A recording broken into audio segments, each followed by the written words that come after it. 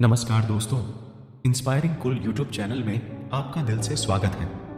एक आश्रम था। उस आश्रम में रहने वाले एक शिष्य को अकेलेपन से बहुत ही प्यार था। वह अपने आश्रम के सभी कामों को करने के बाद अक्सर आश्रम में एकांत में जाकर बैठ जाता था।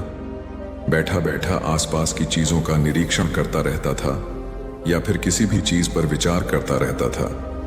जब वह अकेला होता था तो सबसे ज्यादा खुश होता था, चाहे वह आश्रम के कामों के करने के बाद कितना भी क्यों थक जाए। जब वह खुद के साथ पूरा वक्त बिताता तो उसकी खुद की थकान दूर हो जाती थी।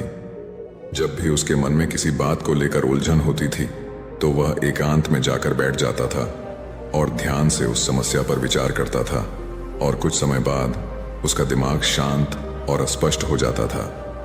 उसका यूं अकेले अकेले रहना आश्रम के सभी बच्चों को अच्छा नहीं लगता था, क्योंकि आश्रम के सभी बच्चों को जब भी मौका मिलता था तो वे साथ में खेलते और मौज मस्ती करते थे।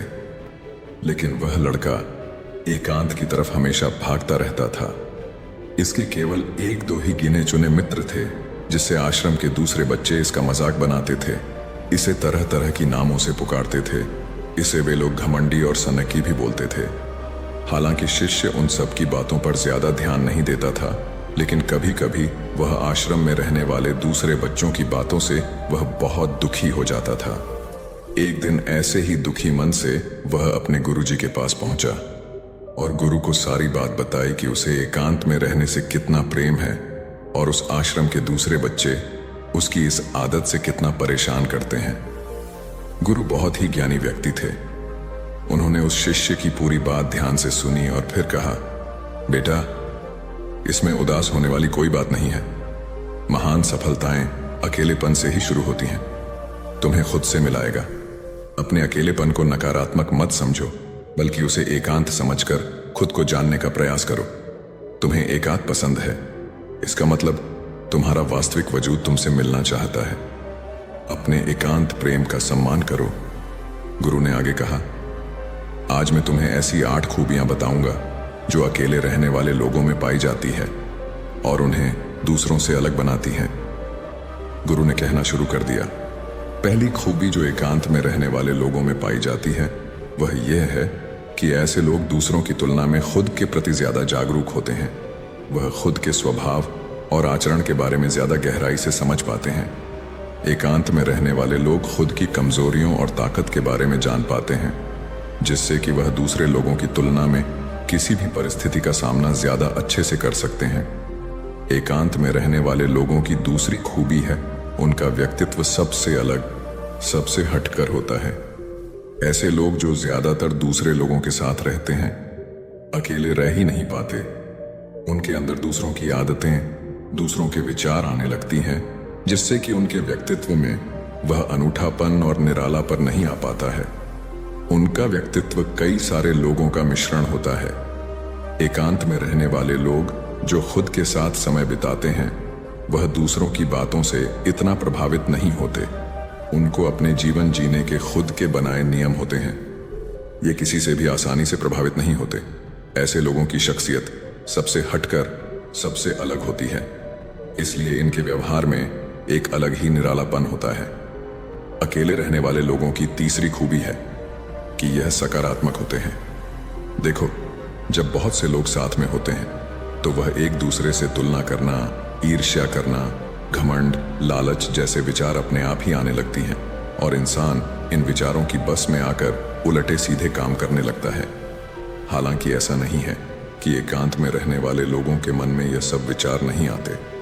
वह अकेले हैं, इसलिए घमंड, लालच जैसे विचार दूसरों की तुलना में काफी कम आते हैं।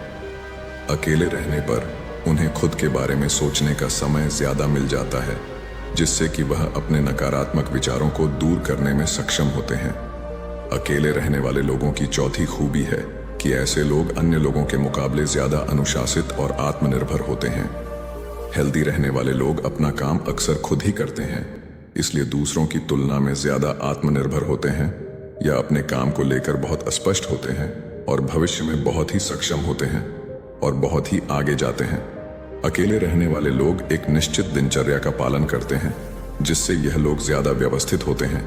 और यह भी उनके अनुशासित होने का एक कारण भी है। गुरु ने आगे कहा, अकेले रहने वाले लोगों की पांचवी खूबी है कि यह किसी भी चीज को बहुत ही गहराई से सोचते हैं। अकेले रहने वाले लोगों की सबसे बड़ी खासियत है कि किसी भी चीज को गहराई में सोचना और बहुत ही बारीकी से सोचना। इसलिए जितने भी बड़े से बड़े कवि रचयिता हुए हैं, उन सबको एकांत बहुत ही पसंद था, क्योंकि जब कोई भी व्यक्ति एकांत में होता है तो अपने अंदर की आवाज को सुन पाता है। अकेले रहने वाले लोगों की सबसे बड़ी खासियत है कि किसी भी चीज को गहराई में सोचना और बहुत ही बारीकी से सोचना। इसलिए जितने भी बड़े से बड़े कवि रचयिता हुए हैं, उन सबको एकांत बहुत ही पसंद था, क्योंकि जब कोई भी व्यक्ति एकांत में होता है तो अपने अंदर की आवाज को सुन पाता है। जितने भी बड़े बड़े आविष्कार हुए हैं, उन सब की शुरुआत एकांत में रहकर हुई है, क्योंकि एकांत में रहकर ही किसी भी चीज को बहुत ही बारीकी से सोचा और समझा जा सकता है। गुरु ने बताया, अकेले रहने वाले लोगों की छठवीं खूबी है कि यह लोग बहुत ही कलात्मक होते हैं। वह ज्यादा देर तक अपने कामों में ध्यान केंद्रित कर पाने में सक्षम होते हैं, जिसके कारण इन लोगों की भी काम में रुचि होती है। ये लोग उस काम को बहुत ही आगे तक ले जाते हैं, क्योंकि इनके आसपास इनके ध्यान को बांटने वाला कोई और नहीं होता है। इसलिए जब तक चाहे वह अपने काम में खोए रह सकते हैं, और यही कारण है कि ऐसे लोग बहुत ही रचनात्मक और कलात्मक होते हैं। सातवीं खूबी है, अकेले रहने वाले लोगों के दूसरों के साथ रिश्ते बहुत ही गहरे होते हैं। हालांकि अकेले रहने वाले लोग ज्यादा लोगों से अपना संबंध नहीं बनाते, लेकिन ये जितने भी लोगों से अपना संबंध बनाते हैं, उनके साथ संबंध सच्चे दिल से बनाते हैं। ऐसे लोगों के दोस्त बहुत ही कम होते हैं, लेकिन जितने भी दोस्त होते हैं, वे उनके साथ पूरी ईमानदारी के साथ रहना पसंद करते हैं।